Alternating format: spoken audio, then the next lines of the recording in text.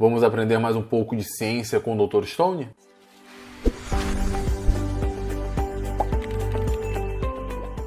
Olá, meus queridos, sejam muito bem-vindos a mais um vídeo da Universidade da Química para mais um vídeo da série do Dr. Stone.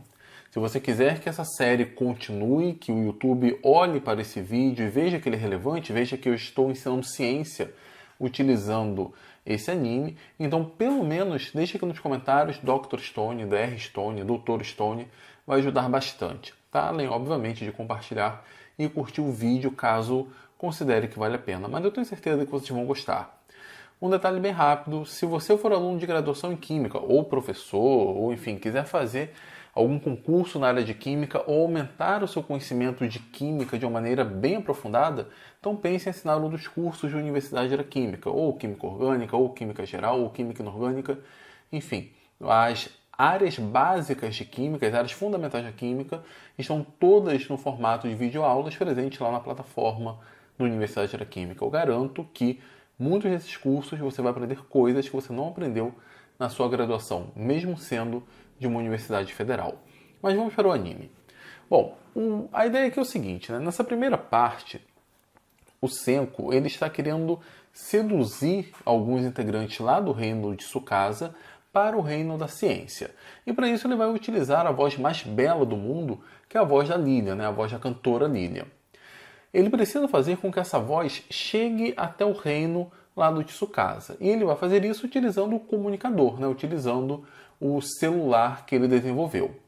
Outra coisa, ele precisa da voz. Ele tem um disco lá, onde foi gravado a voz da Lilian, vimos isso na temporada anterior, só que a Lilian cantando. Mas ele precisa que alguém haja como se a Lilian estivesse viva, né? Como se ela tivesse sido ressuscitada, tivesse voltado à vida. E essa pessoa é o Gen. Qual o problema? O Gen está lá no reino de Tsukasa e ele precisa voltar para que o plano dê certo. Bom, e aí começa então a aparecer alguns problemas. Mas antes disso, o Senko ele finalmente consegue entrar em contato com o Taiju e aí o Zuriha. E ali nós temos um momento bem emocionante, o Taiju chorando, afinal ele chora com bastante facilidade, só que o próprio Senko ficou emocionado ao poder conversar com seu amigo depois de quase um ano.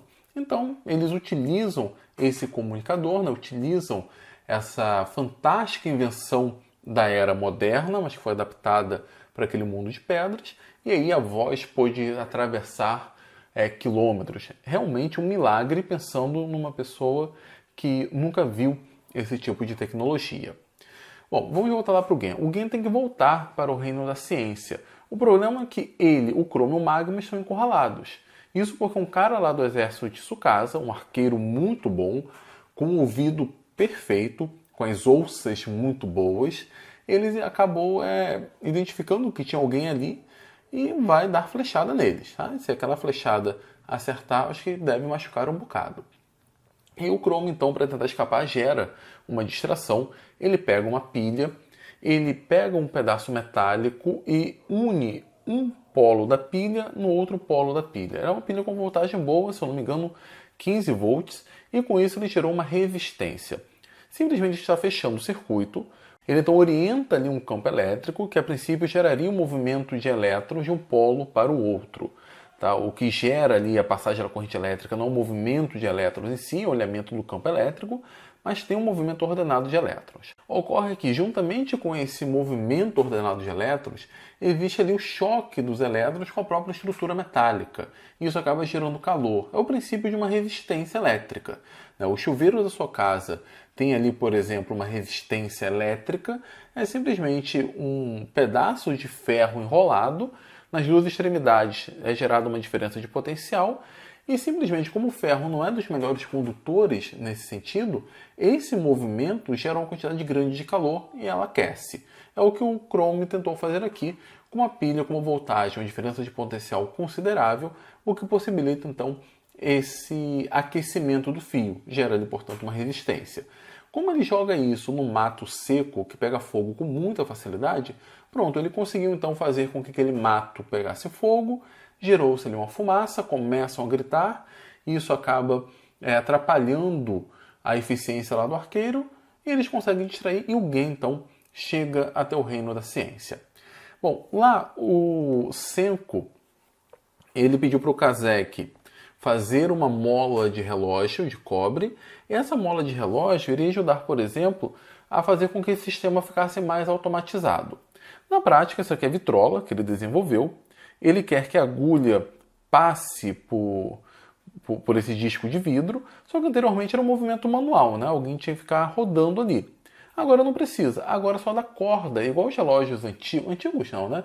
Eles ainda existem, só que são mais raros, os relógios automáticos, é dada corda. E o que é, para que serve isso, né? Na prática, estamos transferindo energia para essa mola, que vai dissipar essa energia de uma forma mais organizada e que possibilita, então, o movimento desse sistema de engrenagens. Então, o que ele faz? Bom, primeiro, como funciona essa mola? Ela é presa em uma extremidade e na parte interna ela acaba sendo presa a esse eixo. Nós rodamos esse eixo e essa mola circular fica tensionada, vai ficando tensionada, ficando tensionada, ficando tensionada. Nós estamos transferindo energia e ela está armazenando como energia potencial elástica. Quando paramos de dar a corda, ela acaba liberando essa energia. E se nós formos pensar em um relógio, tem alguns vídeos bem legais falando sobre o funcionamento de relógio na internet. É um sistema muito rico de engrenagens, só que na prática ele vai funcionar porque essa mola acaba então liberando essa energia armazenada, acumulada, de uma maneira organizada. E com isso, então, todo o sistema de engrenagens funciona de tal maneira que, nesse caso, a agulha da vitrola vai ficar rodando. E com isso, então, nós temos o aparelho funcionando. No caso do relógio, é fazendo, então, os ponteiros girarem. Então, a peça fundamental aqui é essa mola circular que vai fazer com que agora tenhamos um movimento organizado e sem necessidade de gastarmos força humana, né, girando ali a manivela. Bom, então ele já tem como mandar a voz da Lilian para o lado de lá. E a primeira a ser seduzida vai ser uma das guarda-costas lá. Não sei se é guarda-costas, é uma espiã do Tsukasa. Não falta o termo adequado, mas vai ser a Nikki. A Nikki é uma grande fã da Lilian. E o Senko, então, ele usa o Gen, né? O Gen se passa pela Lilian, imita a voz da Lilian e tenta seduzir a Nikki. É quando a Nikki, então, ela acaba fazendo algumas perguntas para a possível Lilian. E uma das perguntas é concernente à quantidade de discos vendidos pela Lilian. Como que o Senko vai saber disso?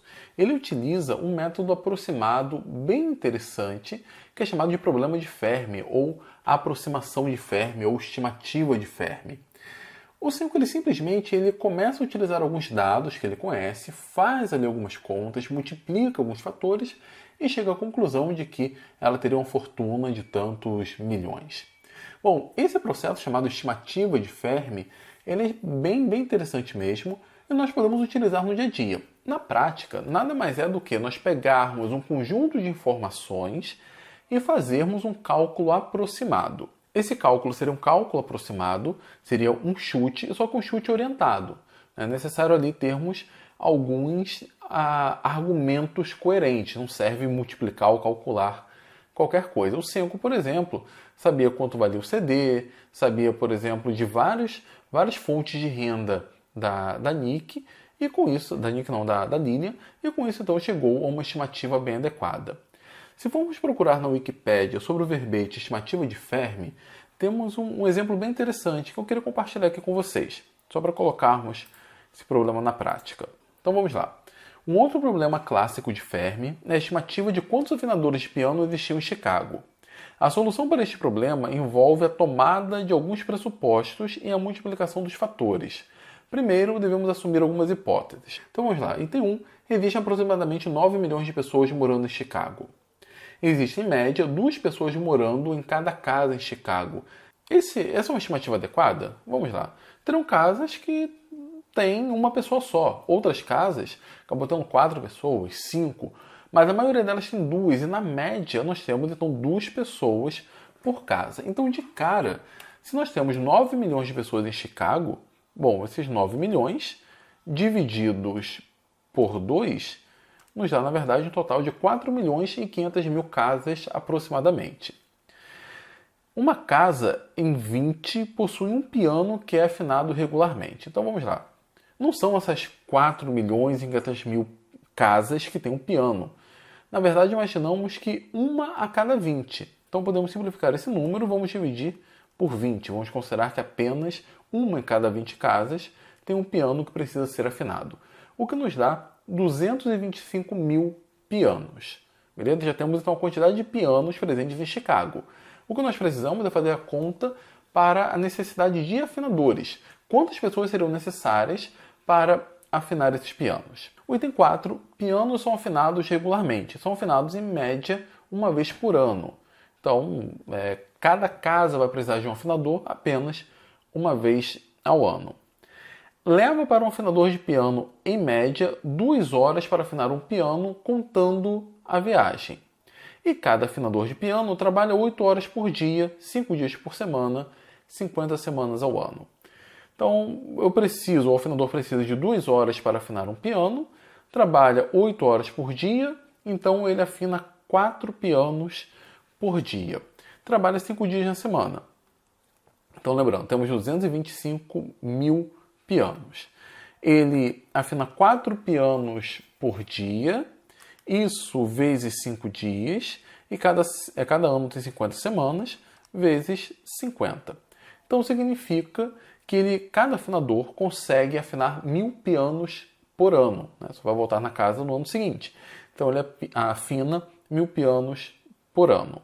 Se nós temos 225 mil pianos e cada afinador afina 1000 por ano, basta dividir isso por 1000, nós vamos precisar por ano 225 afinadores.